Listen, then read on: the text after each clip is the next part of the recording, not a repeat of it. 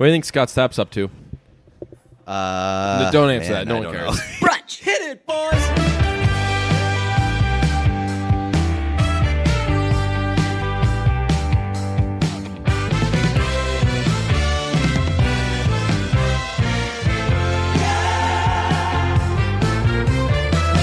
You've begun listening to Phoebe Bridgers. I have. I think that's like the number one talking point. I threw out all my notes. I saw you tweet like listening to Phoebe Bridgers, and I was like, well, there's this week's content. So, folks, if you don't want to listen to a couple of fellas talking about listening to Phoebe Bridgers, then get the hell out of it. Right. We'll talk to you next week. Yeah, and finding out about Phoebe Bridgers, or like really like the final straw of getting me into Phoebe Bridgers, was the weirdest sort of channel possible, the Between Two Ferns movie. But it's not that. Like, if someone were to tell me there's going to be a musical cameo in this, I would first say the guy from The National, because he's like big in the comedy scene. He's like friends with all those people. So then why is he so fucking boring? Exactly. Oh my God, The National. You should... The National is... I'm trying to think of like the player that the athlete that The National is, where it's like you are a 6'5" quarterback with like the arm of God. Why are you so terrible at throwing the football? Like That's Joe The National Flacco? is. Right, yeah. The National is Joe Flacco. Except like you should have been able to tell, like people could watch Joe Flacco when he was in college and be like, this guy's fine in Division I AA. Let's not make him a first-round pick. And the NFL was like, no, let's for sure make this guy a first-round pick. But yeah, then the National might be Joe Flacco, where it's like, is the National elite? You've got a lot of things going for you. You're like, cool. Aren't they Canadian? I don't know. I don't know anything about the National. I'll tell you this about the National. Every time they do, it's National Siblings Day on Twitter. Yeah. I always post a picture of the two guys from the National, and I say, Happy National Siblings Day, and nobody gets it. I'm like, don't the National have to have fans? They're from Cincinnati, Ohio. Oh. So, yeah, they're not that cool. Why do I think they're... Oh, because Will Forte loves them. Okay. If they were from Canada, you know that the NHL would be all over that. That's true, right? The National would be like, hey, your team's losing. Want to be even more depressed? Here's the National. Yeah, the National... I don't get the National. I'll be honest. People will say, like, Anna Horford's a big National fan. And really? She's like, yeah, they're her favorite band. Wow. And she's like, you just probably haven't listened to them enough. And I was like, that's true. I haven't listened to them a lot. And then I'll go and listen to like 15 seconds of one of their songs. And they're like, I hate when people do that. Because I'm like, you don't know. If someone's like, I checked out Father John Misty, I didn't really get him. I'm like, that's not true, because I told you to check him out an hour ago. Why are you back to me within an hour? You need to spend like 5 weeks on this. You haven't put the effort in. But it's like, I don't know why I have. Maybe it's partly because of you and your aversion. What a guy thing that we're like, hey, let's talk about Phoebe Bridgers, and within 3 seconds we're like, let's just shit on this band full of dudes instead. Yeah, but I mean, like, I don't know why my aversion of the National is so strong. It might be partly because of you. Are you hot in here? I am hot. Okay, in here. I can turn on the AC if you want. If you could. Yeah, I don't understand what's happening. happening. Give it a little break temperature wise. I'm also. This is like the first time I've sweat since the injury. I've just been sitting around. How's the update on the health, by the way? It will be better eventually. My thing was, so I was given a timeline for when it will be better, and I'm going to Wolfpack at Madison Square Garden on Saturday. Ooh. So in my mind, I changed the timeline to I'll be better Friday. Friday, Of course. I will be fine, and I'll be able to bop around. I'll be dancing. I'll be grooving. I'll be doing the whole nine on their floor seats. So a lot of standing, long ass time. So I was like, all right, Friday I'll be better. I gotta tell you, I don't think I'm on pace. I think I'm more on the doctor's schedule, which is disappointing because athletes always come back.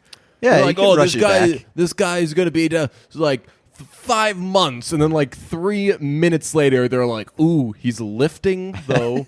Ooh, he's walking, he's skating, and like this is all the same day. And then it always ends up being like kind of what they said in the first place, but people just get so excited by progress. Right. Yeah, right. They're like, ooh, he's like working out. That must mean he can play. Yeah, unless you're Zdeno Chara. Right. Where it's like, oh, he's speaking, so he's going to play. Did you see the video of the players trying to pronounce the new Nessun reporter's name? I did not. So she has a Polish name that's like that's difficult. I'll tell you, I'm good at pronouncing things phonetically, and I looked at impossible. it and I got it totally wrong. Yeah.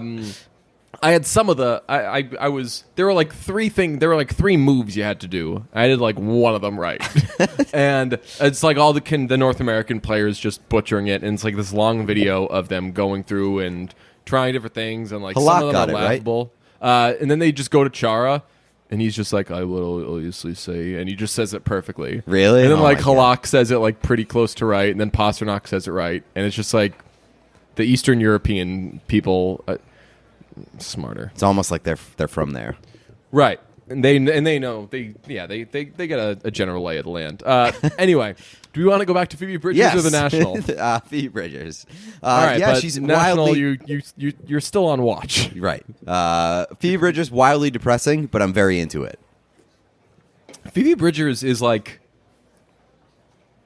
the second best singer songwriter these days. Who's the first? Father John Misty, I think. Okay. But she has amazing lyrics, amazing songs.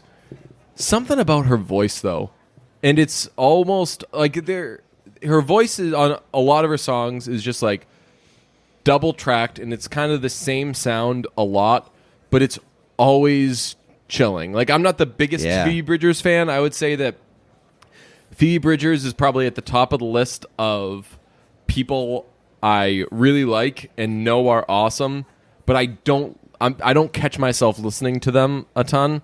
Like, honestly, I've probably listened to Boy Genius and Better Oblivion Community Center, which are is like an awesome, other awesome side project name. Yeah, Better Oblivion Community Center. Yeah. Dylan Thomas, do you know that song? Yeah. That song is unbelievable. So much so one, I'll say a couple of my friends are huge Phoebe Bridgers fans. And I asked one of them, I was like, is Connor Oberst even good?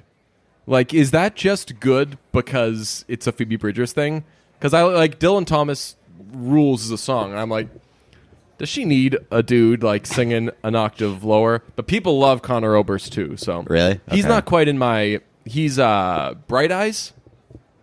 Oh, is he? Yeah. Oh, okay. I didn't know that. He's not quite in my national realm of I don't get it, but he's like I take my friend's word for it that Okay. he's anything special. But Phoebe Bridgers rules. You said that like her voice is chilling. Yeah. I don't know if I put it necessarily on this level yet, but she sort of gives me like the same vibe as like the Cranberries lead singer, where like every time I heard the Cranberries lead singer, I was like, oh my god, like you kind of get like.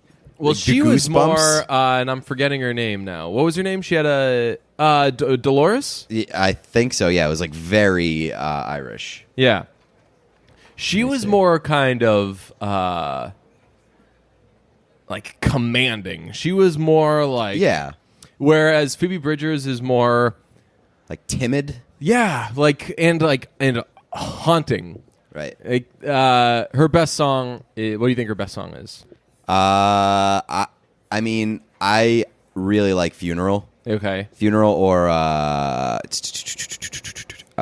Motion Sickness. Motion Sickness is great. Scott Street is one of my favorite songs. I hadn't heard it until like a year ago. One of my friends got me like put that on a playlist, and I was like, "Yo, so this is Phoebe Bridgers." Because I'd listened to like Boy Genius and Right. and I don't think the Better Oblivion Community Center thing was happening yet. But one of my friends in particular is obsessed with Boy Genius because he loves all three of them. And I love that song, Me and My Dog. But Scott Street was the song that made me like, okay, I get it. This is like some next level singer-songwriter. You're going to get chills the entire time. How about this? What? Scott Street. Mm-hmm. What about Scott Stapp? Scott Stapp, yeah. Feeling like a Creed member. What do you think Scott Stapp's up to? Don't answer that. No one cares. I did enjoy.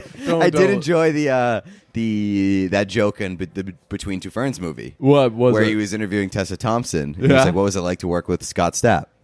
And she was like, "Who's that?" He's like, "The lead singer of Creed." She's like, "I was in the movie Creed, not the band." So Between Two Ferns movie sucked, but all of the best parts were Phoebe Bridgers cameo, which, to get back to my original point, like Phoebe Bridgers is so LA that I wasn't surprised that she was a cameo. Like, she's almost she's probably even higher than Tillman on the list of this person would be a cameo in a comedy thing. Although Well, Tillman they beat her both to the knocked punch. that out of the Right. park. Yeah.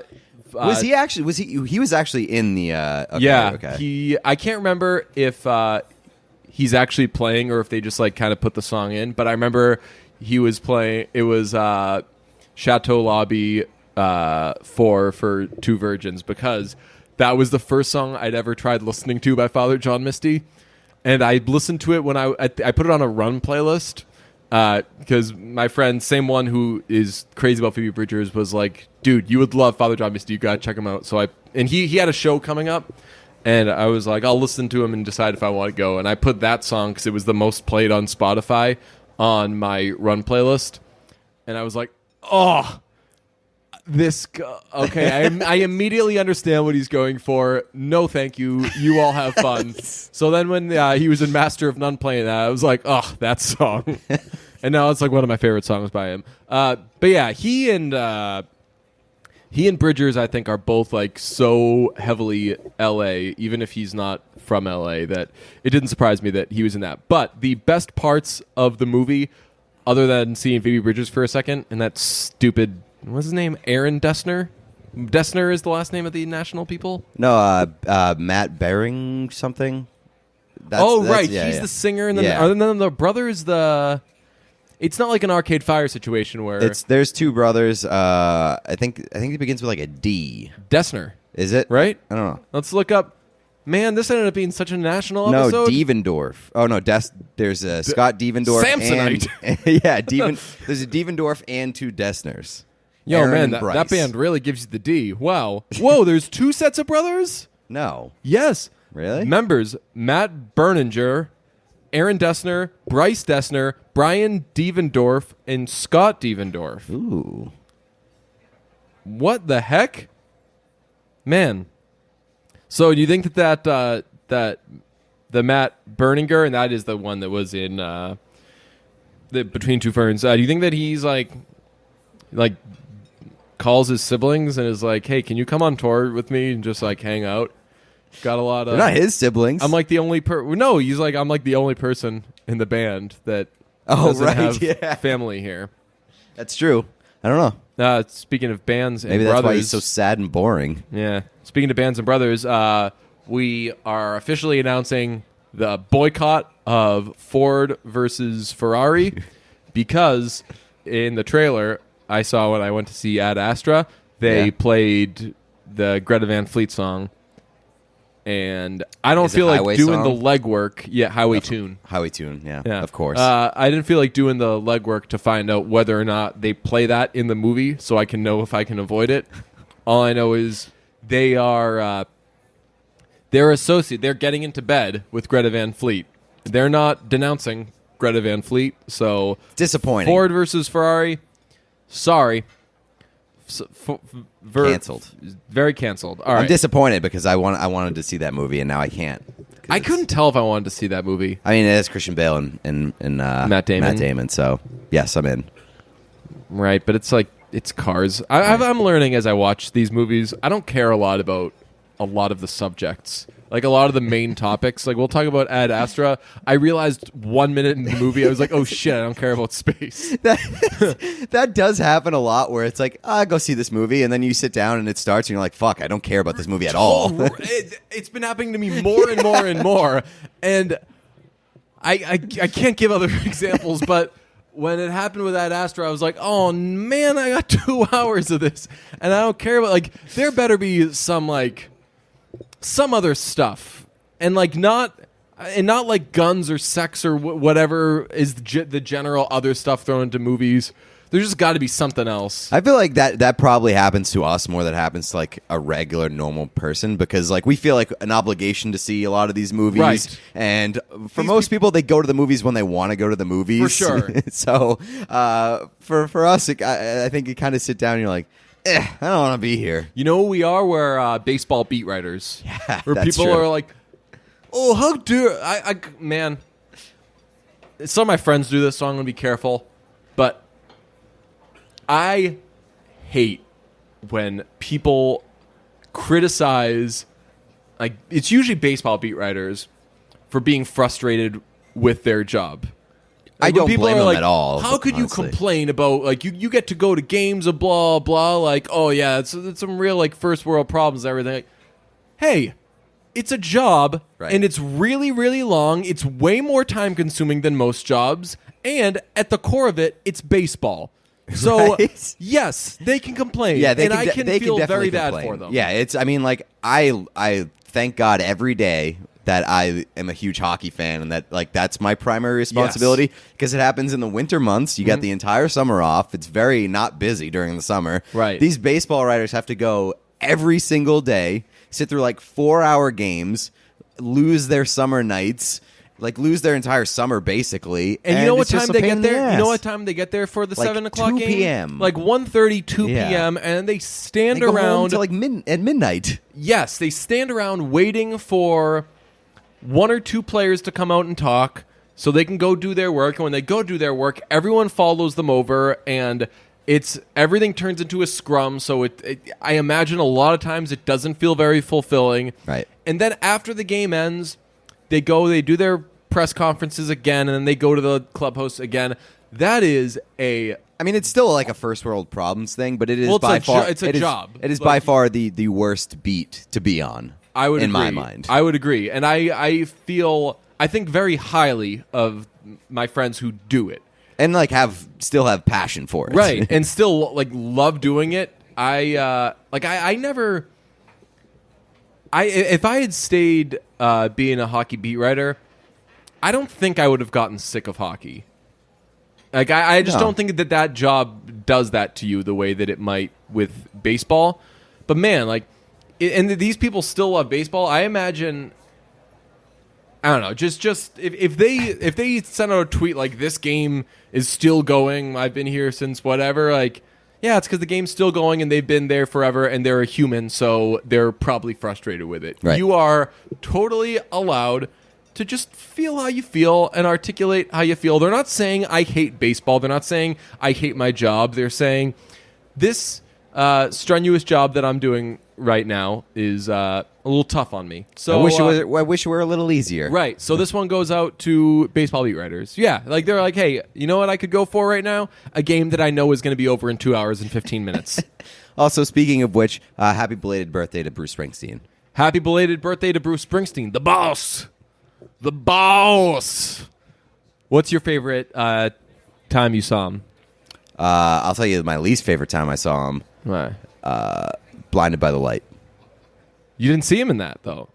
Saw him at he's the on end. TV. Saw him at the end. And the pictures? A lot of posters. A lot of posters, a lot of pictures.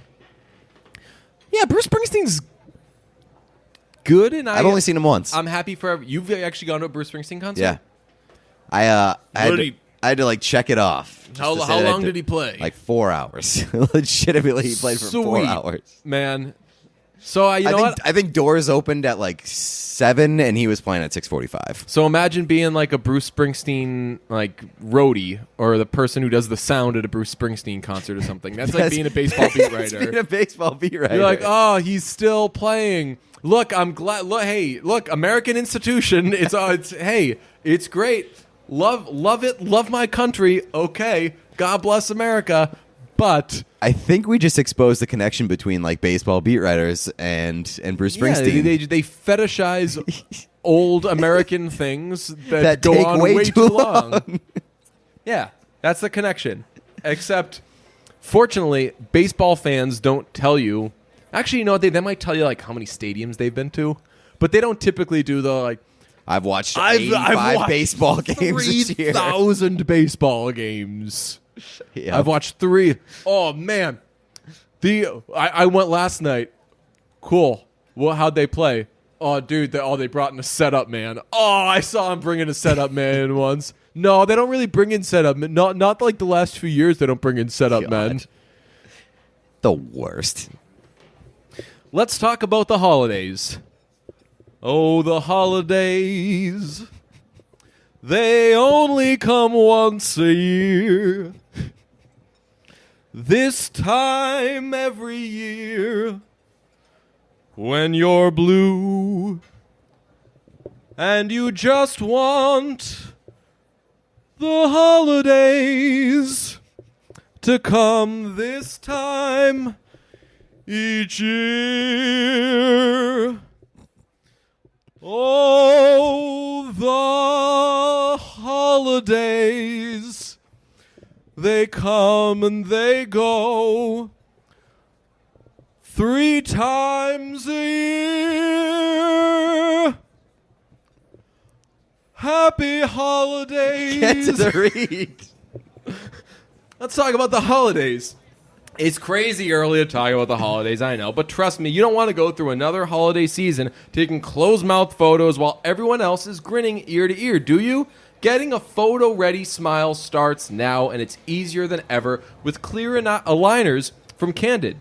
Candid's aligners can help straighten your teeth faster than traditional wire braces. Treatment takes just 6 months on average. An experienced orthodontist who is licensed in your state creates a custom treatment plan. Then they show you a 3D preview so you can see how your teeth will look after you're done. Candid's aligners are comfortable, removable, and completely invisible. Candid ships aligners directly to you, so there's no hassle of going to an orthodontist's office, and Candid costs 65% less than braces. And with each aligner purchased, Candid donates $25 to Smile Train, who brings safe, 100% free cleft lip and palate treatment to children around the globe.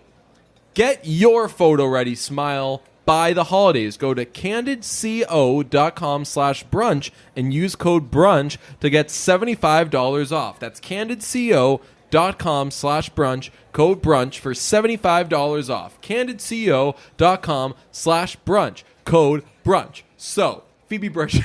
Yes. Oh boy. Let's kick off a Phoebe Bridgers discussion. Okay. We did some that was some We did some Phoebe Bridgers. thorough Phoebe Bridgers talk. Yeah. I'll tell you, while you're running the streets hand in hand, arm in arm with your new musical love, I've taken a musical lover myself. Oh yeah, who's that? Shouts out Alex Cameron. Oh right, and I'll tell you, I've realized people had been telling me to listen to this guy like 2 years ago, and I was ignoring them. Didn't realize that until I finally started checking them out, and I did like Hey, you heard of this guy? right, yeah, and someone That's the was worst. like, I get that every time I do that because I am just the master of waiting 5 years to check something out. Like, Don't I know it? I got in on Haim like way after, not way after, but like 4 months after Days Are Gone came out, and in the Haim timeline, it was like there was Haim hype for like 4 years, and then they finally came out with that album. And by the time they came out with an album, if you were like just getting into Haim, you were a poser and a half, because that like people. Right, because they take forever to put out albums. Right, you talk about whether or not they're going to put out an album, and then they do it. But they were too busy. They were doing the Forever EP with my guy. Who's having a moment? Ludwig Göransson. Ludwig Göransson did Forever. People forget that. Pretty cool. So this Alex Cameron guy, man, he swept me off my feet. He's filling the misty void in my life because he has very, very, very simple songs, but they're well produced. They're produced by this Jonathan Rado guy, Who's that? so he's Foxygen. Oh, I like that guy. Yes, but he has produced. I put it together the other day. I'm like, this guy has produced everything like the last 5 years. He did. I think I don't want to tell tales out of school. Let me see. It's like everything that Jack Antonoff's not doing, this guy's doing. Yes. So he did Yeah, he did God's Favorite Customer. Whoa. He did Golden Age by Houndmouth. Ooh. He did. I think he co-produced. He did something on Everybody's a Good Dog by Diane Coffey, because obviously they have the Foxygen tie-in. But let me go through this guy's credits because he's done a lot. What's Diane Coffey's tie-in with Foxygen? He was the drummer. Really? Yeah. Oh, We've wow. I didn't definitely know that. Talked about that. I didn't know that. If you want to be the best frontman, you need to be the drummer of a band with Fox in the name. It's true. And then, how do you think Diane Coffey and Nothing like, Father John Misty would get along? Fox Vana. Yeah. What did you say? Father John Misty and Diane Coffey? Right. I don't know. I feel like Father John Misty's, from what we've been told, he's somewhat of an easy guy to get along with. That's true. He's a cool dude. He's a chill dude, I think was the yes, that was definition. right. We don't want to tell tales out of school, but Houndmouth reported that. They were like, he's a good guy. And he's good friends with Win Butler. So Okay. he's chill, he's cool, he's got it all. Basically what we're saying is we like Father John Misty. We'd like to hang out We'd with him sometime. like to hang. Please send word. Joshy Tills, if you're ever tuning in. By the way, the Father John Misty subreddit these days is looking bleak. Really? One of them, it was just like "Miss You, Daddy," and it was a picture, and it was just a picture of Josh Tillman, and the comments said like, "And in year 2 of the album drought, they began just posting photos of Shit him." posting. They're just like, yeah. So anyway, this Jonathan Rado guy, I got a. Oh, he did Whitney's last 2 albums. Whitney's great, and he does this Alex Cameron stuff. So shout out Jonathan Rado. This guy he's like the anti-Antonov. That's true. He's doing all the good stuff. I just went to the Father John Misty Reddit, and the pinned post is introducing Through the Father John Mists of Time, a series of posts taking us back through Father John Misty time, moments, etc., while we wait for what's next from the man himself. Oh, do you see what's below it? Yes. Through the Father John Mists of Time, #1. Father John Misty on the SS Coachella, 2012. That's just him sitting on a boat. Oh God! this rules.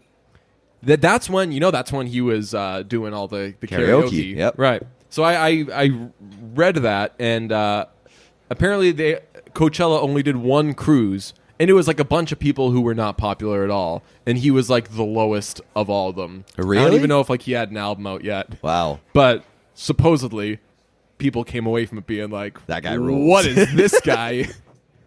I love it. So this Alex Cameron guy, man, I'll tell you, I'm crazy about him. He's a fantastic lyricist. He does songs from the perspective of they're almost all first person, but they're from the perspective of either failures or like bad people. Okay. Or like douchebags. So some of the lyrics can be shocking to appalling. Like one song in particular, if you guys listen to it, you'll know what I'm talking about when you get to it. I had to Google right away, like, wait a second, this guy isn't saying this stuff seriously, right? And he runs the gamut, and it's all like so like I said, it's all like simple songs but well produced, like very 80s sounding. And if you ever watch the guy, he's like this tall, awkward Australian man, and he's got very strange dance moves. He has a business partner that's always on stage with him named Roy Malloy, and Roy Malloy was the guy that saved the drowning. He was the musician that saved the drowning kid that Anthony Jeselnik said, stick to music. Remember that? No. Yeah. There was like a news story, like musician like saves drowning child, and Anthony, one of his classic tweets, is stick to music. That's and awesome. it was at that time I retweeted that Anthony Jeselnik thing. This was like 2 years ago, and someone responded. They were like, hey, just making sure that you actually listen to these guys because they're really good. And I was like, wow, get out of here, loser. I'm never going to listen to these guys. And here you are. But he's great. Yeah. He was recommended to me by a pal, and I listened to a couple of songs, and I was like, yo, these are good. One of them in particular, Running Out of Luck with Brandon Flowers, is amazing. And I didn't think much of it. And then the other day on Spotify, I was like, Alex Cameron has a new album. So I listened to it. Man, it's so good. And then I looked up what it's about. A lot of it's about having sex with, Jemima Kirk. No. Did you watch Girls? No. You didn't? Nope. Wow. Yeah. Okay. She's just one of the girls. Okay. And apparently they're insufferable. Inseparable. Well, I mean, she was on Girls, so there's a good chance.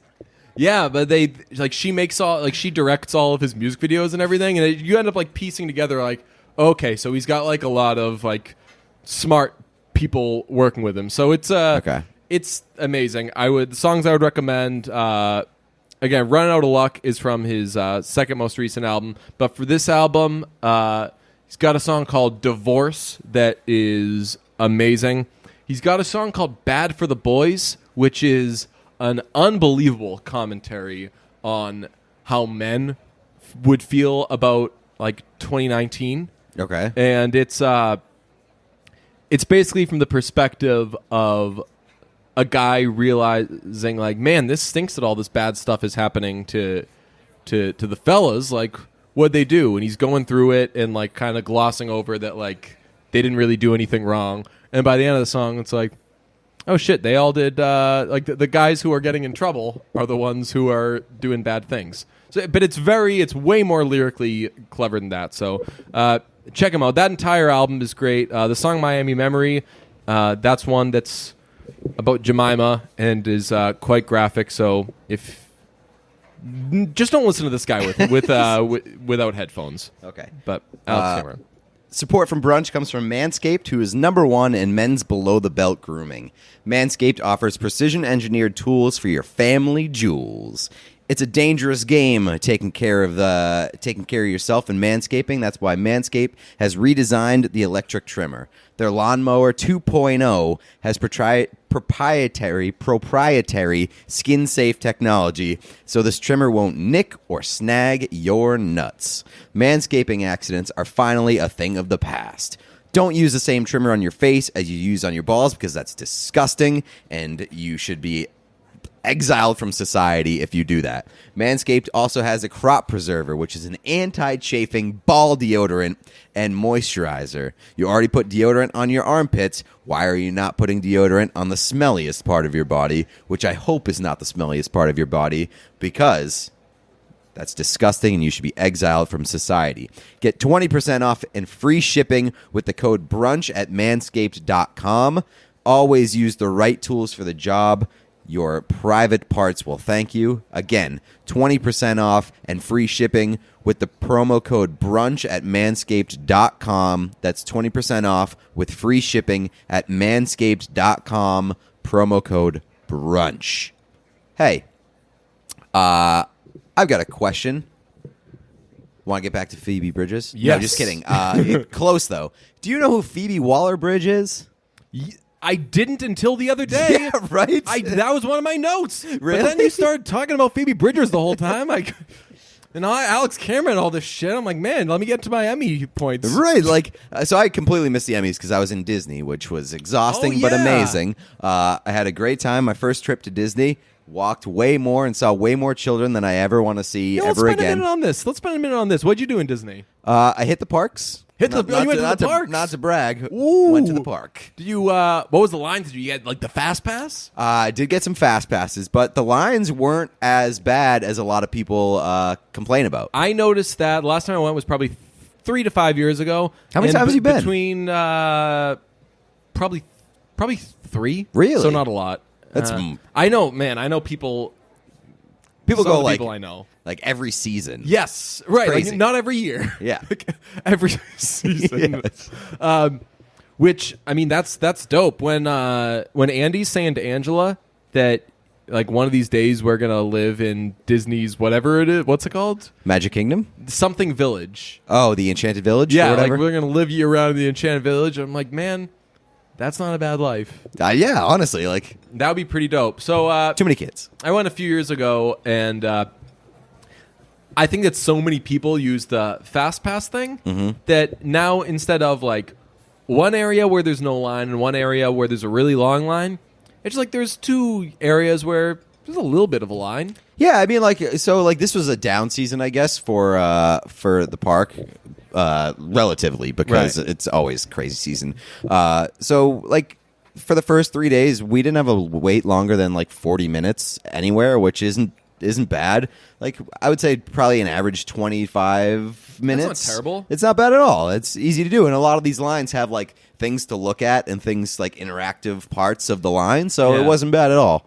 It's you did like Epcot? Yeah, I did Epcot, and it was the Food and Wine Festival at Epcot, which was very, very cool, awesome.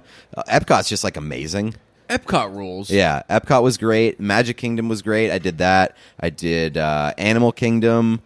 Did you do the is Animal Kingdom the one that has the craziest ride? What's the craziest ride? It's the roller coaster that goes all the way up and then it goes backwards and Oh you yeah, get to the top that's and then the you do Everest the one. Yes, I did do that. Yeah, and I'm not a roller coaster. Same. I went to Disney and I was like, I'm not a roller coaster guy, so but I might I'm have not to skip. a rapper. Yeah, might have to skip some of these rides, but I did it, and like it was a different roller coaster experience because like the biggest thing that I hate about roller coasters is one, like, feel like I'm gonna die because like the entire thing shakes the entire way. These were like smooth roller coasters. Oh yeah, and also like I also hate when I'm on a roller coaster and I look over the side and it's just like pavement. Yeah, because I have a fear of heights and just a fear of falling to my death and smashing on the pavement. These were sort of like enclosed roller coasters where there's stuff around you. Yeah, these are Disney is the place where a non-roller coaster person can do every ride. Yeah. And some of them, like Everest, those are going to really push your limits. Like that pushed my limits. Really? Yeah. I didn't think that Everest was bad at all. Really? Yeah. I loved Everest. I love Splash Mountain. Splash Mountain's great. The what's the best one the is Thunder Mountain? Thunder Mountain Railroad? Yeah. That one's fun, but that's one is more like kiddie. Right. My favorite one is did you do Rock and Roller Coaster? I did not. Oh, really? Yeah. Rock and Roller Coaster is the best. It's Really? so quick, but it's great. That one, like, you go super fast and you go upside down and stuff. Like, Yeah. That seems like that But- would test my limits. I'll tell you, it doesn't as much as Everest does. Like Really? Everest was my least favorite one. Really? I Okay. did not like getting to the top and then going backwards. I thought that was great. Man. So I think I might be a roller coaster guy now. I don't know. So, right? Who knows? Bit of badass. Did you? 2 questions. Did you get the grapefruit beer in Germany at Epcot? I don't think so. They have that in stores now, so it's not as big a deal. You can get that. I did now. a pomegranate beer. Oh. And that was near. I think that was in Germany. Okay. So maybe it's different. the same. I forget the. Let me look up grapefruit beer. I forget the name of it, but Schafferhofer. Sure. No, Yeah. I did the pomegranate one, and the pomegranate one was delicious. Yeah, so that's great. And you do a Dole Whip. I sure did. Yes! Yeah. I did a Dole Whip, and I did a Dole Whip with rum. Ooh, And dude, that was so good. That's like the one thing that I left Epcot like, oh man, I'm gonna miss the Dole Whip. I gotta check. I think a Dole Whip might be like the thing they do in Philadelphia. The Philadelphia does I think it's called water ice, and it's like All ice is water ice. It's not quite slush, and it's not quite Italian ice, but it reminded me of a Dole Whip. I'd had a Dole Whip way before I had this Philadelphia thing. Philadelphia listeners, give a shout if you have any idea what we're talking about. But I had that this summer, and they put like a little custard in it. Man, very, very good. Okay. It's like it was reminiscent of the old D-Whip. Man, the D-Whip was spectacular. That's one of the takeaways that you have when you go to Disney World. If you get a Dole Whip, Yeah. you're like, this is the best. Did you do Tower of Terror? Sure did. How'd That you- was how'd you like terrifying. Yeah, I wasn't. It was thrilled. different than I expected because I expected it to be like like when you're outside, the things sort of open. Yeah. I expected like you to be able to see out over the park and then you drop, but like you don't really get to I think see the park sometimes much. you do. I didn't see like it was. We looked through like the sign. There was just a little bit, and then you fucking drop. There's it was also crazy. I don't know how many. Are there 2 different ways it can go? Maybe there's more than that. I don't know. But yeah, there's like different tracks or whatever. Okay. The worst part about it was when it puts you up and you don't stop. Yeah. And so you sort of just have like that moment of like you're hanging there Oh, and yeah. then you drop. That's the Yes. absolute worst part of that ride. Right. Yeah, right. It makes you feel like you're on like a bungee cord. Yes. Yeah. That's when you feel like, is this safe? I don't know why, but like that, like 1 second where you're like going up and kind of just hanging there, and before you drop, it's like that's the absolute worst part because that's like when your stomach sort of hangs there and you fall. Did you get any of the characters to talk? No, I didn't. What you should do is this would be super mean. Just like go over to one of the characters and like talk to them or whatever, and then just start yelling, "It started talking! It started talking!" And then like get that person fired. Even no matter what, like who they're gonna believe. You're right. They true. want customers always right. Right. They don't want that smoke. I also did Universal Studios, I've never done which was served as a great reminder of just how good Disney is because we went to Universal and it was like, this feels pretty stale and like outdated, and the people aren't as nice. And it's not as clean. Like Universal, More like a Six Flags vibe. Sort of like it's not that bad, but Universal just seems like it's Harry Potter world and then everything else because that's the only thing that's great there. The Mummy ride there was pretty cool. Yeah, I don't care about that. Right. All right. But what about? Do you know Phoebe Waller-Bridge? Phoebe Waller-Bridge. Waller-Bridge. I did not know her, and I watched. I was going back and forth between the Emmys and the Rams and Browns game, and every time I changed the channel, it wasn't because I wanted to get to the other thing. It was because what I was watching sucked. So that football game, was terrible. Glad I didn't miss the so Emmys. out on the Browns. I knew the Browns were going to suck this year. So out on them. And the Emmys was a pretty rough watch. Okay. They had, the announcer, when someone wins as they're walking up, Yeah. they would be like, This is- so and so's for the. They had Thomas Lennon. You know Thomas Lennon, No. the actor. You know him. He's in everything, but he's the guy from in I Love You Man. Oh, He's the guy- I right. know this guy. He's He- he's the. He wrote Night at the Museum, I think. Okay, I absolutely know who this guy is, but he's just like he's one of those that guys. Right, he's like a Yeah. character actor. Yeah. He's and he's funny, but they just had him make jokes, and he was so bad. He's from Reno 911. Oh, right. It was so brutal. It was a very, very tough watch. So Yikes. I hated watching the the Emmys, but That guy has a stunning lack of lips. His lips are very thin. interesting, like Father John Misty's eyebrows. Yeah, he stunk, and the show stunk. But I was like, I don't know who this Phoebe Waller-Bridge person is, but I love her, and I think I'm going to stan her because everybody's crazy about her, and she seemed to just have this tremendous Right. way about her that I was like, I don't know anything that you do, but I'm a huge fan. Fleabag is her thing. Yeah, I guess And then so, she yeah. has the other thing that was way big. She got 2 things that were very big. But congratulations to her for winning everything. I was mad because I wanted Julia Louis-Dreyfus to get that 9th statue, but So I think like the two things that I saw coming as somebody who didn't watch the Emmys, but like my 2 takeaways was that everybody's obsessed with Phoebe Waller-Bridge, and I had no idea who she was. And number 2, a lot of people are wondering whether Bill Hader is hot. oh no, they weren't. I saw multiple people asking whether Bill Hader is hot or not. Oh, so I saw my pal Nora Princiati from the Globe tweeted like Bill Hader is hot. End of story. I thought that she was just like volunteering that he's hot. So was this as part of some debate that was taking place? I just saw a lot of people asking it. Man, just So I think that like feel how you feel. I think that's like a thing. He's now. not like across the board a sex symbol. He'd be kicked out of the Tillman family, but he's fine.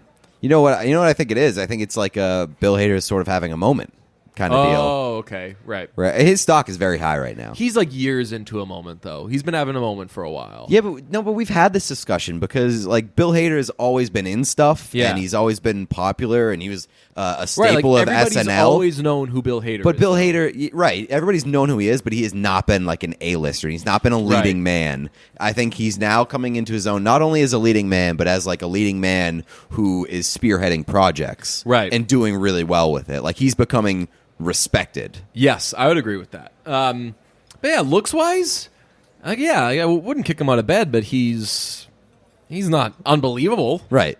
I think that he's just like he's an endearing guy, and sort of like a nice guy, sort of. He's got a nice guy sort of vibe to him. Yes, but also like he could be like the damaged guy. Yeah. He's like the nice guy with a little bit of mystery and a little bit of like pain behind those eyes. Yeah. He's good for him, though. I'm glad that he continues to have a moment. I will say that the audition and the child episode were both nominated for something. They was in the same category, and I so wanted the audition to win, so everyone would lose their mind and be like, "Oh, but that episode was so good." Yeah. We ended up overrating that episode. The one audition with the crazy kid? No. Oh no, the kid one. Yeah. I mean, like people got carried away. So yeah, it was. I don't think it was the best episode of that season. Yeah, I think it was the audition was right, and I just think that people sort of were stunned by the kid episode, right, and for good reason. Right, like that was a talker. Yeah, and that took the episode to took the series to like a new place. What surprises me is that Sarah Goldberg. I'm gonna check because I didn't watch all of this. But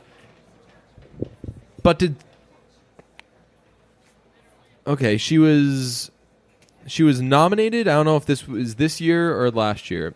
Oh, is this? No, it says she wasn't nominated. I don't know. Anyway, Sarah Goldberg didn't win for Best Supporting Actress in a Comedy Series. Don't know if she was nominated, but she should have gotten real consideration. I thought that she's very good, awesome this year. Yeah, I don't watch everything, so I can't like really have a strong take on that. that. The Emmys is always going back to our second episode. We shouldn't have done an Emmys episode. People get upset about the Emmys because like the one TV show that they watched didn't win. That's why I get so mad with the Grammys and the Oscars, where people will be. I mean, you remember after Casey Musgraves won Album of the Year, and people were like, "But my favorite album didn't win." It's like, oh well, did you listen to the Casey Musgraves album? No, but it's like, all right. Unfortunately, you're not qualified to say whether or not. Right. This should have the only award show where I really feel like Oscars. Yeah, where I really feel like I have authority to have takes is the Oscars, because it's easier to see everything. Right. Grammys is easy to fake. Like you can play catch up like the morning of the Grammys and be like, I'm gonna listen to I'm gonna make a playlist with like 2 songs from each of these albums. but music is, I think music is the toughest one to do, because music is so based in like repetitiveness and listening to things over and over and over again. Like that's why I don't understand how anybody could be a music critic, because you have to listen to something for like a couple days and then form a take on it, when so much of music is like you listen to something and then like months later you have a different sort of take on it. That is so bang on. And I've been recently watching Anthony, you know this guy Anthony whatever? He's the needle drop. Anthony, he's like the world's busiest music nerd. You definitely know him if you saw him. He's got this big following and he makes these videos. They're kind of Steve Dangle-esque. A lot of cuts. Okay. So where he reviews albums. And I've gone back and watched his reviews of some albums, and there are a lot like that where it's like, man, you either don't know music very well, you're not very comfortable talking about music, or you just haven't spent enough time with this album. And I think that the latter, to your point, would happen a lot with music critics, because it's like, all right, hey, you've got a few days with this album, what do you think? And then it takes me like years sometimes to figure out songs. Like I thought the first time I heard The Night Josh Tillman Came to Our Apartment, for like months I was like, this song is hilarious, but it's very sexist, so maybe you don't want to listen to it. And then like there's a just year a lot later of I was layers. like, oh wait, no, this is a commentary. Oh, okay, this is what he's saying.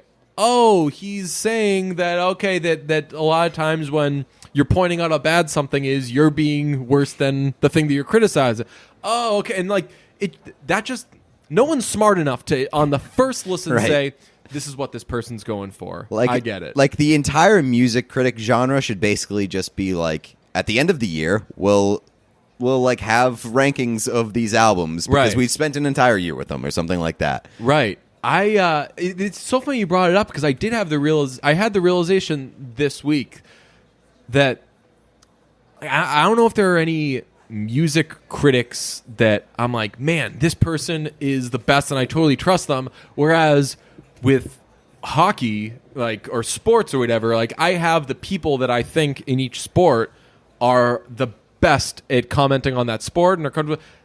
I don't know that there's somebody right now under the age of like 50 who can really eloquently like break something down on the spot. That's not necessarily But true. th- I have also- like some friends that can do that. But also, like, I feel like that's sort of two different cases because music is so subjective. Right.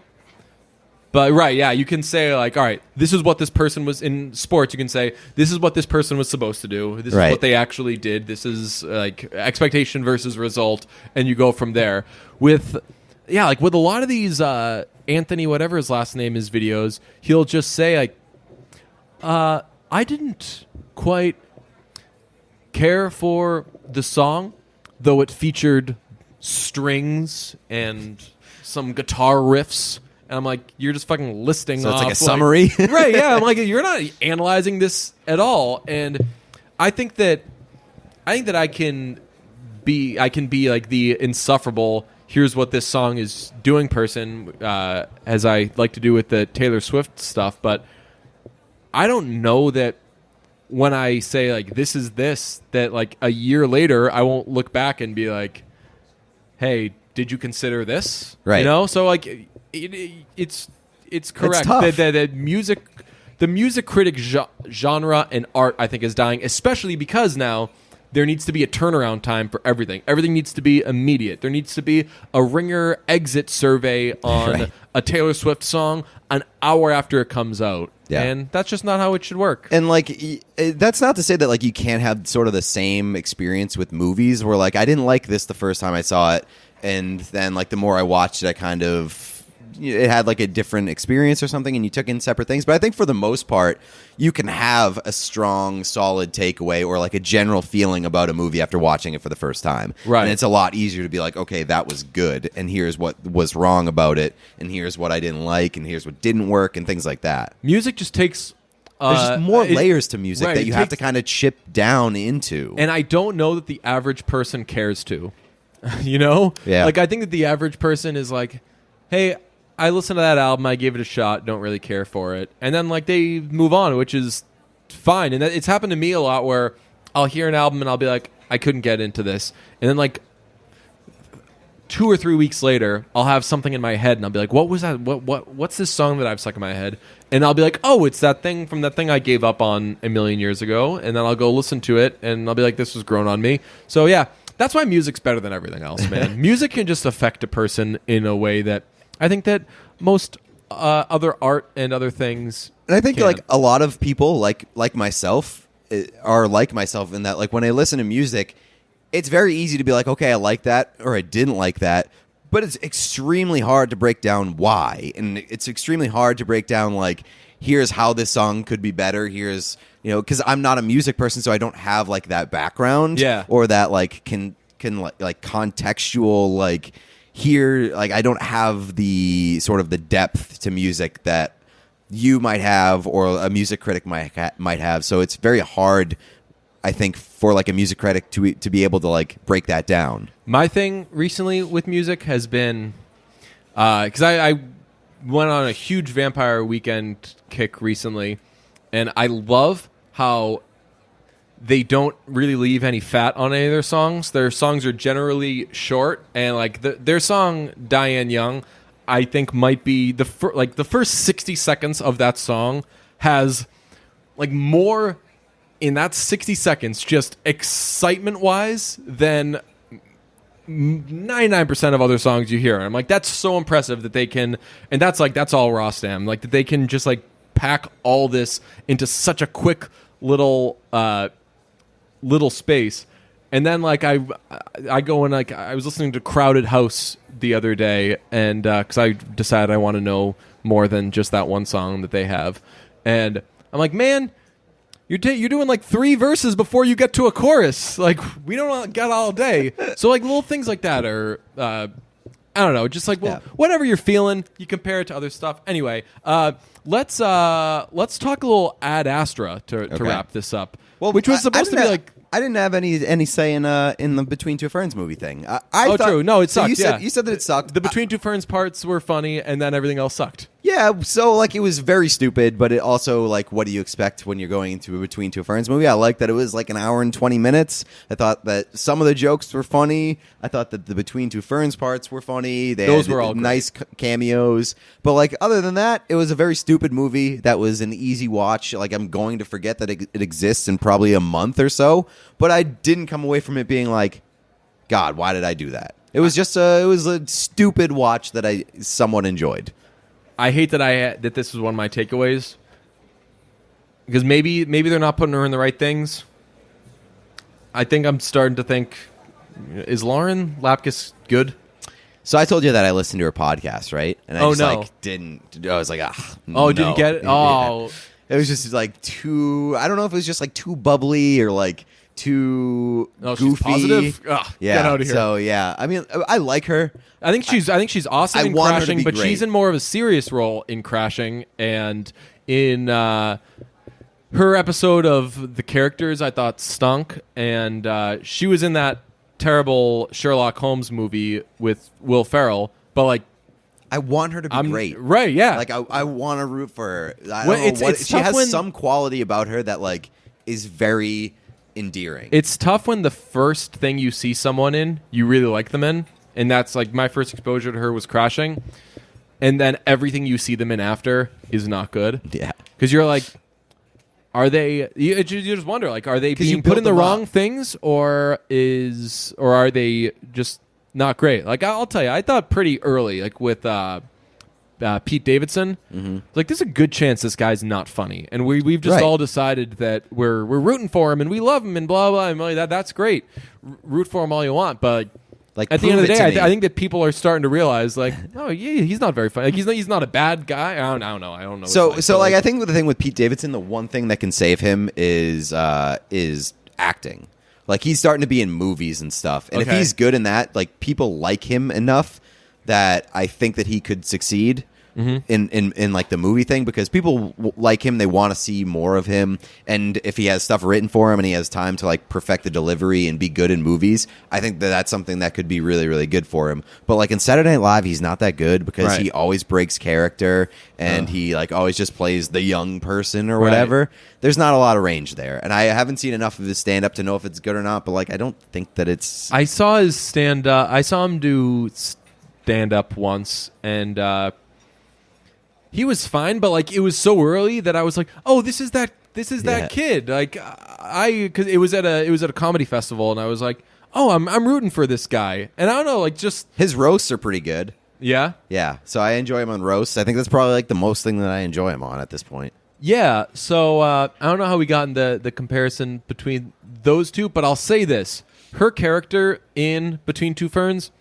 Nobody was going to nail that. Nobody was going to make that funny because it wasn't funny. None of the characters, none of the secondary characters. So were I'm good. like, so I look at that and I look at Sherlock Holmes, and I'm like, actually, I take those that are back. just jobs. I think the girl who constantly rejects the guests was kind of funny. Oh yeah. She was. That was a pretty good bit. Who is it? Was it what's his face?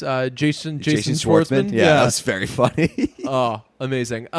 So yeah, that actually was a funny non-Between Two Ferns part. Otherwise, I think that only the Between Two Ferns parts were funny, but those were very funny. His I like show at the end, the talk show that he gets. Yeah, that's basically my dream. That is, and he ends up getting a talk show, but it's like such a stupid talk show, and it's just like your standard talk show for like Jimmy Fallon, blah blah blah, that kind of crap.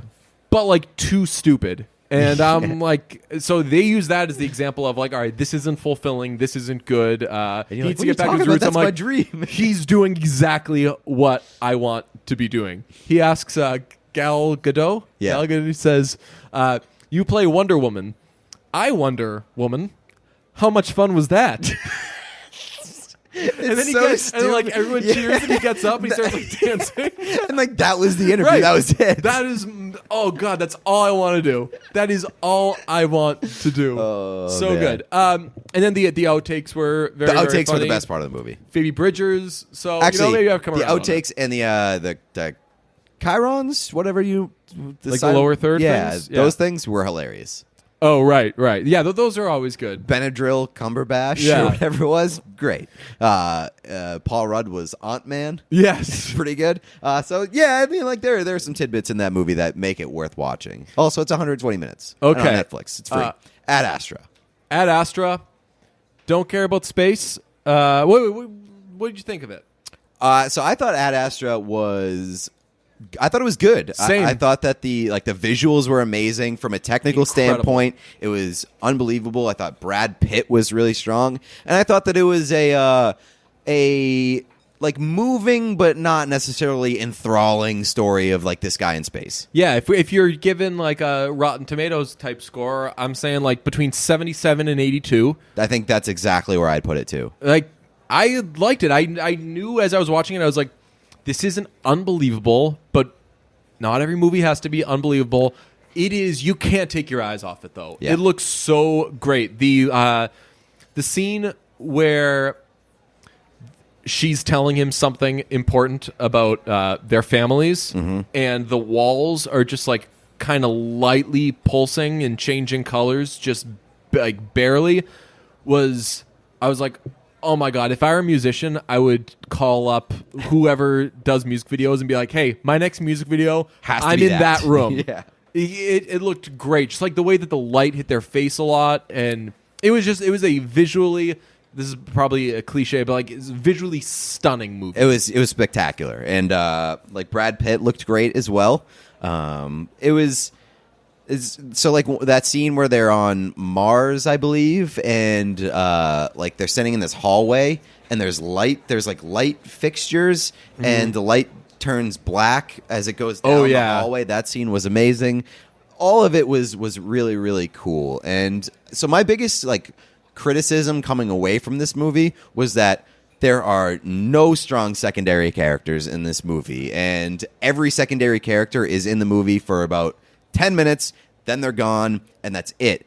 And then the more that I thought about it, I think that works for the movie. And I think that was maybe intentionally done because He's such an isolated person. Exactly. And like you feel detached from all these secondary characters. You don't really get to know them. You don't know what they're about and their motivations or anything. But again, I think that's done intentionally because he is this isolated guy who's just totally self-absorbed. And I love that. It turned into my biggest criticism into one of my biggest, like, I really like that they did this. I 1000% agree with that. Also, another one where you can't tell if they did it on purpose. There's not really character development.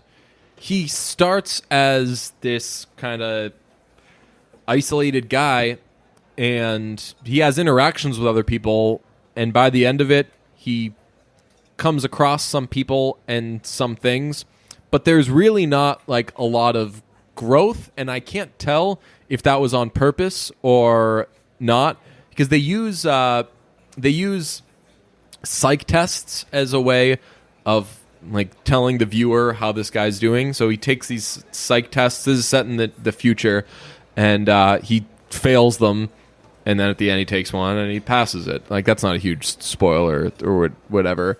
So like that's like the way that they show you how this guy's growing. Otherwise, there aren't really like scenes or moments that make you think, okay, he's taken this last thing and he's learned from it. It's just kind of me, myself, and I the whole way. I feel like it's very linear, where it's just like they're getting to like a one point and there's not a lot of twists or whatever. You kind of see where the entire thing is going, and like it's not gonna shock you. But like, I just like the journey of getting there, and I like the I really like the aspect of like his relationship with his dad, and sort of like that sort of roller coaster experience. I wish there was more of it. Because it was, again, like every secondary character has about 10 minutes and then you're done. Right. And that includes his father. And I just really enjoyed that aspect of the story and wish we got more of it. But I mean, like, there's so, like, okay, so I'll drop it in. Like, we're getting into spoilers here. If you want to see it, go see it, whatever. Now that you've heard a spoiler. No, we can, I'll do it in post. Oh. One of my favorite parts is that he finds out that his dad basically like sacrificed other people to sort of keep his mission going. That's a huge spoiler, we should say. So, so like he finds out on the way to going to see his dad that like his dad basically killed a bunch of people that were on his mission because they were going to jeopardize the mission, right? And basically abort. And so like Brad Pitt's reaction was like, "Oh my God, I can't believe my dad is like sort of like this monster," and it was like this jarring realization for him. But like there are so many parallels between him and his dad, and then Brad Pitt ends up doing the exact same thing like moments later and like sacrificing a bunch of people that were standing in the way of his mission.